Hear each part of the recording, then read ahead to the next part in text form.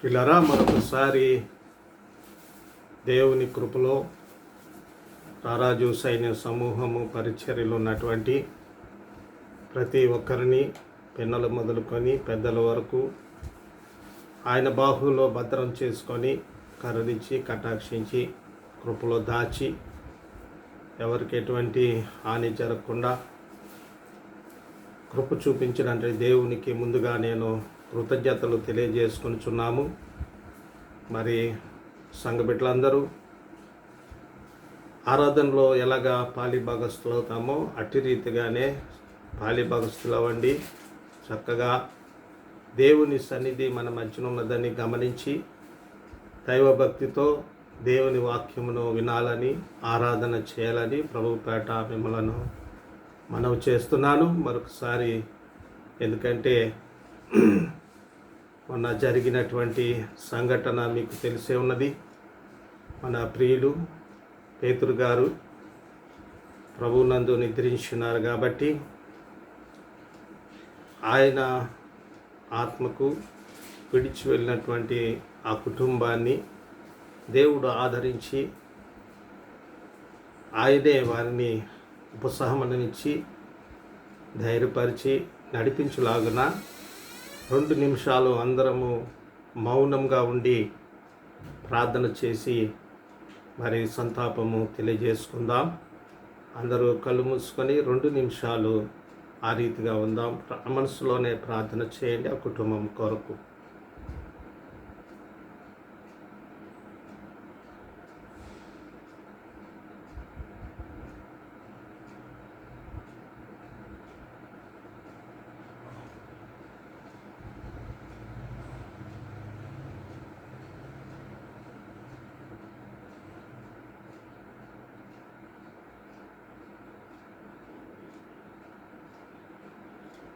దేవుని స్తోత్రం. ప్రియులరా, మరి దేవుని కృప వలన ఈ 3వ వారము సబ్బాతులోనికి మనల్ని ప్రవేశపెట్టినటువంటి జీవం గల తండ్రికి ముందుగా స్తుతులు చెల్లించుకుంటున్నాము. దేవుడు ఇచ్చినటువంటి వాగ్దానంలోనికి ప్రవేశిందాము. ప్రార్థన చేసుకొని వాగ్దానంలోనికి ప్రవేశిందాం. చిన్న ప్రార్థన చేసుకుందాం. మహాపరిశుద్ధుడా, మహోన్నతుడా, మా పరలోకపు తండ్రి, నీ దయగల నామములో, నీ ఘనమైన నామము ద్వారా మమ్మలను తండ్రి ప్రేమించి సంరక్షించి పోషించి రారాజు సైన్య సమూహము ప్రార్థనా మందిర పరిచర్లో ఉన్నటువంటి ప్రతి బిడ్డను నీ కృపలో దాచి నడిపిస్తున్న విధానం బట్టి స్తోత్రాలు. మళ్ళా నీ సన్నిధిలో సమాజముగా ఎవరు గృహములో కూడుకొని ఈ రీతిగా ఆరాధించడానికి మీరు చూపిన కృపను బట్టి స్తోత్రాలు. ఈ ఆరాధనలో మరొకసారి మిమ్మల్ని మా మధ్యకు ఆహ్వానించుకొనిస్తున్నాం తండ్రి. ఆత్మస్వరూపుడుగా ప్రతి కుటుంబంలో మీరు సంచరించి ఏకాత్మ దయచేసి అందరము కలిసి నిన్ను కనపరుచుకొని ఆత్మలో నిన్ను ఆనందించుకునే భాగ్యము మాకందరికీ దయచేయండి. వాక్యమైన తండ్రి, మరొకసారి ఈ వాక్యం విత్తుచుండగా అల్పుడే నన్ను నీ బాహులో భద్రం చేసుకొని నా నాలుక పెదవులను నీ బలిపీఠపు నిప్పుతో కాల్చి శుద్ధి చేసుకొని నా నోటిని బొరగా వాడుకొని ఈ యొక్క వాక్యమును విత్తువాడుగా నన్ను నాయన తండ్రి ముద్రించి నడిపించమని వేడుకొనిస్తున్నాను. ఆసక్తితో నీ వాక్యము విని తద్వారా వారి జీవితాలు సరిచేసుకొని నీ చిత్తంలో నడుచుటకు ఆ కృపలో ప్రతి ఒక్కరిని నడిపించమని అతి త్వరలో రాబోచున్న నాదుడి ప్రియ రక్షకుడు మెస్సయ్య నామములో మనవులు విన్నవించుకొని వేడుకొనిస్తున్నాం పరమ తండ్రి. ఆమేన్. దేవునికి స్తోత్రం. ప్రియులారా, దేవుడు మరి ఈ వారం మనకి ఇచ్చినటువంటి వాగ్దానములోనికి ప్రవేశిందాము. ఇర్మియా గ్రంథము 15వ అధ్యాయము 16-17 వచనాలు దేవుడు మనకిచ్చినటువంటి వాగ్దానములోనికి ప్రవేశిందాం. అందరూ బైబిల్ తీయండి. అందరూ మరి నేను చదువుచుండగా ఆ మాటలు గమనించాలని ప్రభుపేట కోరుచున్నాను. నీ మాటలు నాకు దొరకగా నేను వాటిని భుజించి తిని, సైన్యములకు అధిపతియగు పరమ తండ్రి దేవా, నీ పేరు నాకు పెట్టబడిన గనుక నీ మాటలు నాకు సంతోషమును, నా హృదయమునకు ఆనందమును కలుగజేయుచున్నవి. సంతోషించు వారి సమూహములో నేను కూర్చుండలేదు, నేను ఉల్లసింపలేదు. కడుపు మంటతో నీవు నన్ను నింపి ఉన్నావు గనుక నీ హస్తమును బట్టి నేను ఏకాకినై కూర్చుంటిని. పరమ తండ్రి స్తోత్రం. దేవుడి వాక్యములో కొన్ని మర్మములు దాచి ఉంచాడు. పరమ తండ్రి స్తోత్రం. మరొకసారి ఆ 16వ వచనం నేను చదువుతున్నాను. నీ మాటలు నాకు దొరకగా నేను వాటిని భుజించి తిని, సైన్యములకు అధిపతిగు పరమ తండ్రి దేవా, నీ పేరు నాకు పెట్టబడిన గనుక నీ మాటలు నాకు సంతోషమును, నా హృదయమునకు ఆనందము కలుగజేయుచున్నవి. దేవుని స్తోత్రం. పిల్లరా, ఆయన మాటలు దొరికినప్పుడు ఇర్మియా ప్రవక్త అంటున్నాడు, నేను భుజించాను అంటున్నాడు. ఏంటండి మాటలు ఎలాగ భుజిస్తారు? ఆయన మాటలు భుజించాను అంటున్నాడు. పిల్లరా, మరి ఆహారము మనం భోజనం చేస్తాం. భోజనం చేసినప్పుడు భోజనం చేయాలంటే, భుజించాలంటే అది రుచికరంగా ఉండాలా, కంటికి ఇంపుగా ఉండాలా, దాంట్లో 2-3 ఐటమ్స్ ఉండాలా. మరి అన్నీ ఉంటేనే కానీ మన యొక్క ఆత్మ సంతృప్తి పడదు. మనం ఈ శరీరానికి కావలసిన శక్తి, కావలసినటువంటి ఆహారం కొరకే ఎంతో మరి మనము శ్రద్ధ తీసుకుంటాం. ఎంతో శ్రద్ధ తీసుకొని మరి ఆడవాళ్ళు ఎంతో శ్రమపడి ఆ భోజనం తయారు చేస్తారు. మరెంతో రుచికరంగా, కమ్మగా మరి ఆహారం తయారు చేసి మరి ఉద్యోగాలు చేసుకొని, చేతి పనులు చేసుకొని, పనిపాట్లు చేసుకొని వచ్చినటువంటి భర్తలకు, స్కూల్కి వెళ్ళి వచ్చినటువంటి పిల్లలకు వారు వడ్డించి పెట్టినప్పుడు అది చూసినప్పుడు కంటికి ఎంతో ఇంపుగా ఉంటుంది. కలుపుకొని తినేటప్పటికి ఇంకా మరి ఆ రుచికరమైనటువంటి ఆ పదార్థాలు తిన్నప్పుడు మనం కష్టపడినటువంటి కష్టమంతా మర్చిపోతాము. కడుపులో నిండి కొలది సేద తీర్చబడుతుంటాం. ఉల్లాసంగా మన యొక్క మరి ఈ శరీరం ఉల్లసిస్తుంది, ఆనందిస్తుంది. అలాగే ఆత్మ కూడా ఆకలి ఉంది. ఆ ఆత్మ యొక్క ఆకలి తీరాలంటే మరి ఏం పూజిస్తే ఆ యొక్క మరి ఆత్మకు ఆకలి తీరుతుంది అని ఆలోచన చేసినట్లయితే పరమ తండ్రి చక్కని మాటలు చెప్తున్నాడు. పరమ తండ్రి స్తోత్రం. చూడండి, చక్కగా ఆయన మాటలు అనగా వాక్యమైనటువంటి దేవుని యొక్క మాటలు దొరికినప్పుడు వాటిని భుజించే వారముగా మనం ఉండాలి. హల్లెలూయా. అవి ఈ మాటలు మరి ఎంతో ప్రియమైనవి, ఎంతో విలువైనవి, ఎంతో రుచికరమైనవి, ఎంతో శక్తి కలిగినటువంటి ఈ మాటలు నువ్వు భుజిస్తే నీ ఆత్మ ఆకలి తీర్చబడుతుంది, సేద తీర్చబడుతుంది, బలం పొందుకుంటుంది, ధైర్యపడుతుంది. మరి ఆత్మ మరి ఈ మాటల ద్వారా ఆనందముతో కేకలు వేయటము మొదలు పెడతాది. దేవుని స్తోత్రం. ఈ వాక్యంలో చూసినట్లయితే ఒక మాట మనల్ని ఇన్స్పైర్ చేస్తుంది. దేవుని మాటలు మనల్ని ఇన్స్పైర్ చేస్తుంది. అంటే ఆయన మాట మనల్ని ఆచరణలోనికి నడిపిస్తుంది అన్నమాట. ఆ మాటలు మనం శ్రద్ధగా వింటే ఆ మాట మనల్ని క్రియారూపంలోనికి నడిపిస్తుంది. అదే పూజించటం అంటే. దేవుని స్తోత్రం. పిల్లరా, మరి దేవుని వాక్యము ఈ రీతిగా రాయబడి ఉంది. చూడండి, ఆ కీర్తనాకారుడు 18వ అధ్యాయంలో 21 వచనంలో చూసినట్లయితే 21-22 వచనాల్లో చూసినట్లయితే, పరమ తండ్రి నీ మార్గములను నేను అనుసరించుచున్నాను, భక్తిహీనుడైనై నేను నా దేవునిని విడిచిన వాడను కాను అంటున్నాడు.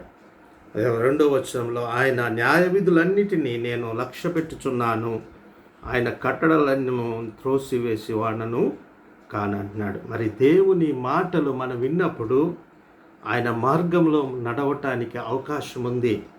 ఆ మాటలు మనల్ని ఆయన మార్గములలో నడిపిస్తాయి, అనుసరిస్తాయి. భక్తిగా మనం జీవించటానికి అవసరం అవుతుంది. ఆయన మాటలు కానీ మనం వినకపోతే, భుజించకపోతే మనల్ని భక్తిహీనులుగా చేస్తాయి, భక్తి నుంచి దూరం చేస్తాయి. కాబట్టి మరి దావీదు మహారాజు అంటున్నాడు, నీ మార్గములను నేను అనుసరించుచున్నాను, భక్తిహీనుడనై నేను నా దేవునిని విడిచిన వాడను కానంటున్నాడు. ఎందుకంటే ఆయన దేవుని మాటలు భుజిస్తున్నాడు కాబట్టి, అనుదినము ఆయన యొక్క వాక్యాన్ని భుజిస్తున్నాడు కాబట్టి ఆయన అంటున్నాడు, ఆయన సరైనటువంటి మార్గములలో నన్ను నడిపిస్తున్నావు, అనుసరించటానికి కృప చూపుతున్నావు, భక్తిహీనత నుంచి నన్ను దూరపరిచి నిన్ను విడవకుండా నన్ను నడిపిస్తున్నావని ఆయన భక్తుడు మాట్లాడుతున్నాడు. 22వ వచనం, ఆయన న్యాయ విధులన్నిటినీ నేను లక్ష్య పెట్టుచున్నాను, ఆయన కట్టడలను త్రోసివేసేవాడను కానంటున్నాడు. ఎప్పుడైతే ఆయన మాటలు మనం భుజిస్తున్నామో, ఆయన వాక్యము ద్వారా మనం నడుచుకుంటున్నామో, ఆయన న్యాయ విధులన్నిటినీ మనం లక్ష్య పెట్టడానికి అవకాశం ఉంది. లక్ష్య అది ఆ వాక్యమే ఆ యొక్క లక్ష్య పెట్టేటువంటి తత్వములోనికి మనం నడిపిస్తుంది. ఆయన కట్టడలను త్రోసివేయకుండా, ఆయన కట్టడలను అధిగమించకుండా ఆయన కట్టడలోనే మనల్ని జీవింపచేస్తుంది. తద్వారా చూడండి 39వ వచనంలో, ఇదే అధ్యాయము 18వ కీర్తనలో 39వ వచనంలో అంటున్నాడు, యుద్ధమునకు నీవు నన్ను బలము ధరింపచేసితివి, నా మీదికి లేచివారిని నా క్రింద అణిచివేసితివి. ఆ జీవపు మాటలు,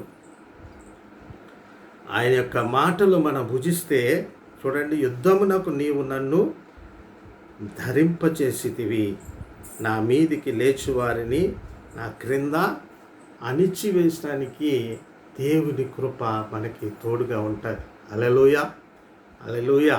ఎందుకంటే మనము చేసేది యుద్ధము ఎవరితో చేస్తామండి? ఎఫెసీయులకు రాసిన పత్రిక 6వ అధ్యాయంలో చూసినట్లయితే అక్కడ రాయబడి ఉంది, యుద్ధము మనం ఎవరితో చేస్తున్నామంటే ఎఫెసీయులకు రాసిన పత్రిక 6వ అధ్యాయములో ఈ మాటలు రాయబడి ఉంది. 12వ వచనంలో, ఏలయనగా మనము పోరాడున్నది శరీరముతో కాదు కానీ ప్రధానులతోనూ అధికారులతోనూ ప్రస్తుత అంధకార సంబంధులకు లోకనాథులతోనూ ఆకాశ మండలమందున్న దురాత్మల సమూహములతో పోరాడుచున్నాము. మనం ఇదండి మన ఫైటింగ్ అంతా. మన యుద్ధం ఎవరితో చేస్తున్నాం? ఎంత లిస్ట్ ఉంది ఇక్కడ చూడండి. ప్రస్తుత అంధకారపు సంబంధులకు లోకనాథులతోనూ ఆకాశ మండలమందున్న దురాత్మల సమూహములతో మన యుద్ధం జరుగుతుంది. ఆ యుద్ధమును మనం జయించాలంటే ఆయన వాక్యం అనే మాటలను మనం భుజించినప్పుడు మన ఆత్మ బలపడుతుంది, మన ఆత్మ పోషింపబడుతుంది, మన ఆత్మ శక్తి నొందుకుంటుంది. కాబట్టి అప్పుడు మనం అంటున్నాడు 18వ కీర్తన 39వ వచనంలో, యుద్ధమునకు నీవు నన్ను బలము ధరింపచేసితివి, నా మీదికి లేచి వారిని నా క్రింద అణిచివేస్తే. ఎలాగొచ్చింది బలము? ఆయన మాటలు మనం వినుట ద్వారా, ఆయన మాటలు మనం భుజించుట ద్వారా మరి ఆ బలము ఆత్మకు దేవుడు ఇచ్చాడు. కాబట్టి మరి ఇలాంటి దురాత్మల సమూహమును మనం పోరాటము చేసి వాటిని మన కాళ్ళ కింద అనగద్రొక్కటానికి పరమ తండ్రి శక్తి నీకు అనుగ్రహిస్తాడు, విజయమిస్తాడు. కాబట్టి ఆయన మాటలు, శక్తిగల మాటలు మనము భుజించితే ఈ ఆత్మ బలపడుతుంది, ధైర్యం తెచ్చుకుంటాం, శక్తి తెచ్చుకుంటాం. మరి ఎలాంటి అంధకార శక్తుల్ని కూడా ఆకాశ మండలం అందున్నటువంటి దురాత్మల సమూహంతో పోరాడుతావు. ఆ ప్రస్తుత అంధకార సంబంధ లోకనాథులతో కూడా మరి పోరాడి విజయం పొందుకుంటావు. ఆయనే నీ పాదముల కింద వాటిని అణిచివేయటానికి కృప చూపుతాడు. దేవుడు స్తోత్రం. కాబట్టి ఆయన మాటలను మరి మనము భుజించే వారముగా ఉండాలి. అందుకే హెజ్కేల్ గ్రంథము చూడండి, హెజ్కేల్ గ్రంథములో 2వ అధ్యాయము 8వ వచనములో పరమ తండ్రి హెజ్కేల్ ప్రవక్తతో మాట్లాడుతున్నాడు. హెజ్కేల్ గ్రంథము 2వ అధ్యాయము 8వ వచనములో, నరపుత్రుడా, వారు తిరుగుబాటు చేసినట్లు నీవు చేయక నేను నీతో చెప్పు మాటను విని నోరు తెరచి నేనిచ్చు దాని భుజించుము అనేను. చూడండి ఎంత గొప్ప మాట ఇక్కడ మాట్లాడుతున్నాడంటే, నరపుత్రుడా, వారు తిరుగుబాటు చేసినట్లు నీవు చేయక, ఇతరులు చేసినట్లు, అవిశ్వాసులు చేసినట్లు, దేవుని నమ్మనోలు చేసినట్లు మనము దేవుని మాటకి తిరుగుబాటు చేయకూడదు. దేవుని మాట మీద మనము తిరుగుబాటు చేసే వారముగా ఉండకుండా నేను నీతో చెప్పు మాటను విని నోరు తెరచి నేనిచ్చు దాన్ని భుజించుము అనేను. మరి 3వ అధ్యాయం 3వ వచనంలో కూడా అదే హెజ్కేల్ గ్రంథము 3వ అధ్యాయము 3వ వచనంలో కూడా దాని కంటిన్యూస్ ఉంటుంది. నరపుత్రుడా, నేను ఇచ్చుచున్న ఈ గ్రంథమును, అంటే ఆయన భుజించమన్నాడు కదా, నేను ఇచ్చుచున్న ఈ గ్రంథమును ఆహారముగా తీసుకొని దానితో నీ కడుపు నింపుకొనమని నాతో సెలవీగా నేను దాన్ని భక్షించి తిని అది నా నోటికి తేనె వలె మధురముగా ఉండేను. దేవుని స్తోత్రం. మరి ఆ ప్రవక్త హెజ్కేల్ ప్రవక్త పరమతండ్రి ఇచ్చినటువంటి దేవుని యొక్క గ్రంథంలో ఆయన భుజించినప్పుడు, కడుపు నింపుకున్నప్పుడు, అది భుజిస్తే ఎలా ఉందంట, దాని యొక్క రుచి ఆ భక్తుడికి తేనె వలె మధురముగా దేవుని మాటలు ఉన్నాయట. ఎంత గొప్ప మరి క్రియ అండి ఇక్కడ, ఎంత గొప్ప దేవుడు మన దేవుడు. ఆయన మాటలు తేనెగా ఉండటం ఏంటి, మరి ఆయన మాటలు మరి చూసినట్లయితే సొత్తు వంటి అంటున్నాడు, చాకల సబ్బు వంటి అంటున్నాడు.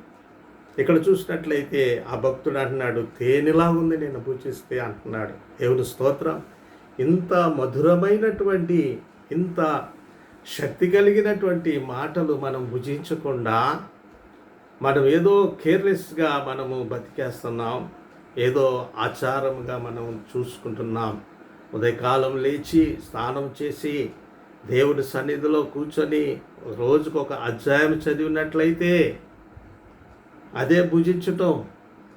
ఒక అధ్యాయం చదివితే నువ్వు దేవుని మాటలు భుజించినట్టు లెక్క. ఆ మాటలు నీకు బలపరుస్తాయి, శక్తినిస్తాయి. దాంట్లో ఉన్నటువంటి మాధుర్యము నీకు తెలియజేస్తాడు.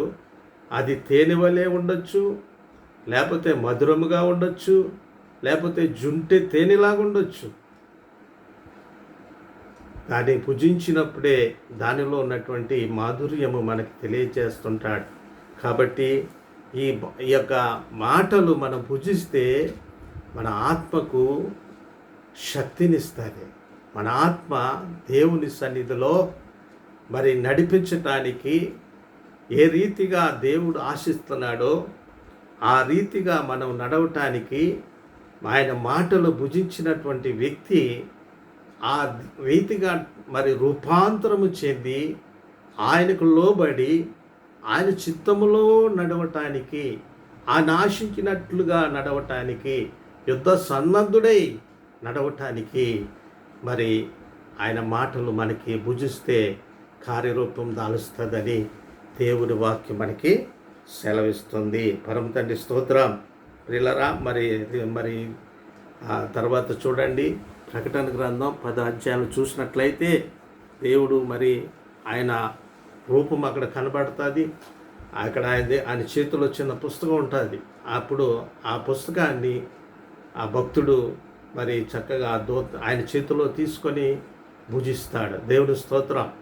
మరి ఆ యొక్క శక్తిని పొందుకుంటాడు, గొప్ప కార్యములు జరిగిస్తుంటాడు. పరమ తండ్రి స్తోత్రం. ప్రియులరా, మరి ఈ గొప్ప మాటలు మనము ఎంత కేర్లెస్గా మనము దీన్ని ప్రయత్నం చేస్తుంటాం. ఎంత కేర్ తీసుకుంటున్నాం, ఎంత కేర్లెస్గా మనం ఉంటున్నామో ఒకసారి ఆలోచన చేసుకుందామా? ఈ పరిశుద్ధ గ్రంథంలో రాయబడినటువంటి మాటలు, మరి మనకి గ్రంథం దొరికింది. ఈ గ్రంథం దొరకముందు మన పితరులు జీవించారు. అబ్రహాము జీవించాడు, ఇస్సాకు జీవించాడు, యాకోబు జీవించాడు. మోషే వరకు ఎవరి దగ్గర గ్రంథం లేదు. అయినప్పటికీ దేవుని చిత్తంలో ఉన్నారు, దేవుని మాట ప్రకారం నడిచారు, దేవుని నడిపింపులో వారు జీవించారు, యుద్ధాలు చేశారు, జయించారు. మరి అన్ని విధాల విజయంతోనే మరి వారు జీవించారు. ఎందుకంటే మరి అబ్రహాము తండ్రి తన యొక్క తండ్రి అబ్రహాముకు నేర్పించాడు. అబ్రహాము తన కుమారుడికి ఆ సర్వశక్తుడైన దేవుని యొక్క సన్నిధి ఎలాగుంటుంది, మనం ఆయన సన్నిధిలో ఎలాగ జీవించాలా, మనం ఎలా బ్రతకాలా, ఆయనని ఏ రీతిగా ఆరాధించాలా, ఆయనకి ఏ రీతిగా మనం లోబడాలో మరి తండ్రి కుమారుడికి నేర్పేవాడు. తల్లిదండ్రులే మరి పిల్లలకి నేర్పేవారు. ఆ మాటలే వారు పూజించేవారు. ఆ భుజించినటువంటి మాటలు వారు డైజెస్ట్ చేసుకొని ఆ రీతిగా దేవునిని సంతోషపరుస్తూ దేవుని సన్నిధిలో వారు నడిచేవారు. దేవునికి మరి ఇష్టలుగా జీవించారు. పిల్లరా, ఇప్పుడైతే మనకి గ్రంథం దొరికింది. నీకు ఇష్టం వచ్చినట్టు సమయంలో చదవటానికి దేవుడు కృప చూపిస్తున్నాడు. ఎంతో మనకి ప్రివిలేజ్ ఇచ్చాడు. కానీ మనము ఈ గ్రంథము యొక్క మాటలు, దేవుని మాటలు మనం భుజిస్తలేదు,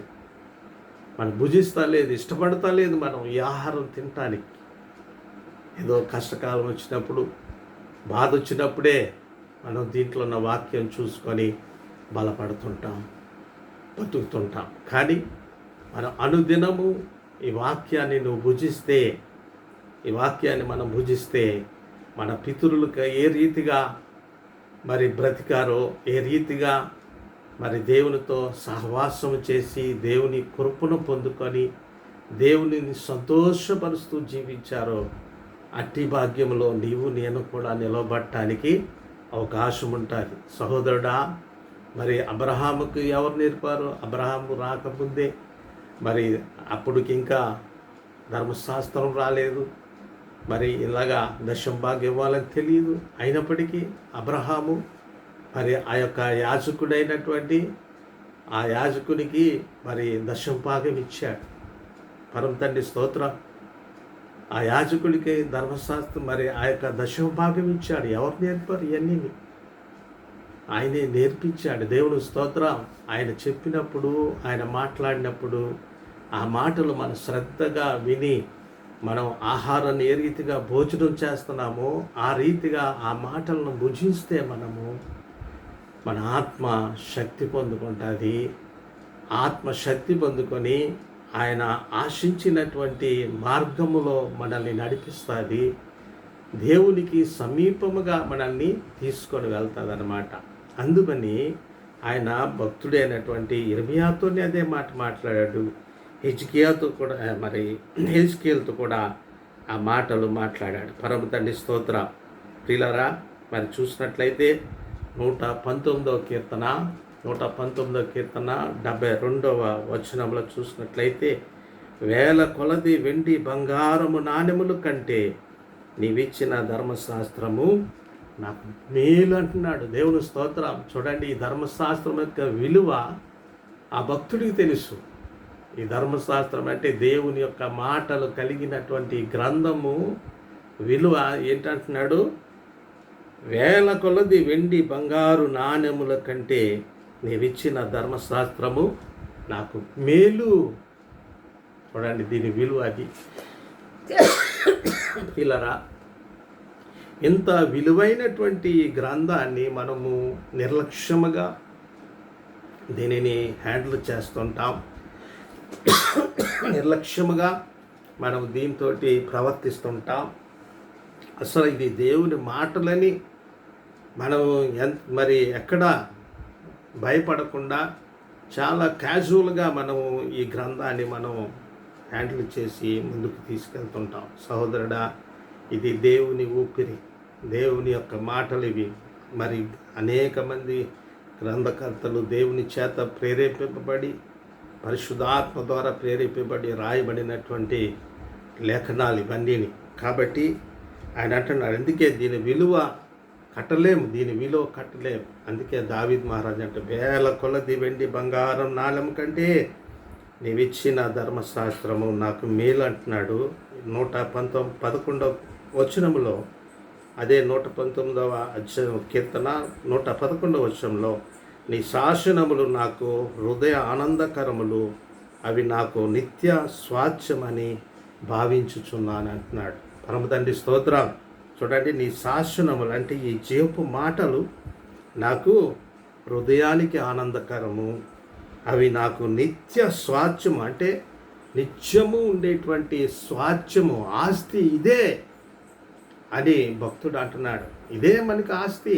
ఈ మాటలే మనల్ని నిత్యరాజ్యంలోనికి తీసుకొని వెళ్ళి ఆ నిత్యరాజ్యంలో స్వాస్థ్యముగా ఈ మాటల ద్వారా దేవుడు నీకు అనుగ్రహించటానికే ఈ గ్రంథము నీ చేతిలో పెట్టాడు.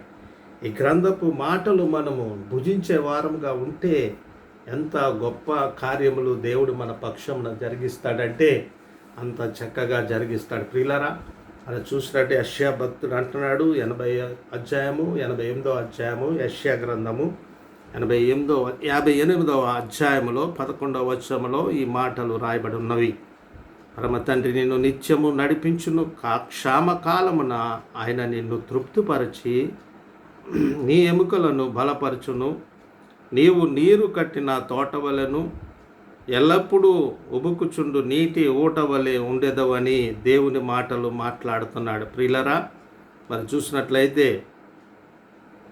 నిన్ను నిత్యము నడిపించును, క్షామకాలమున అంటే కరువు కాలమున ఆయన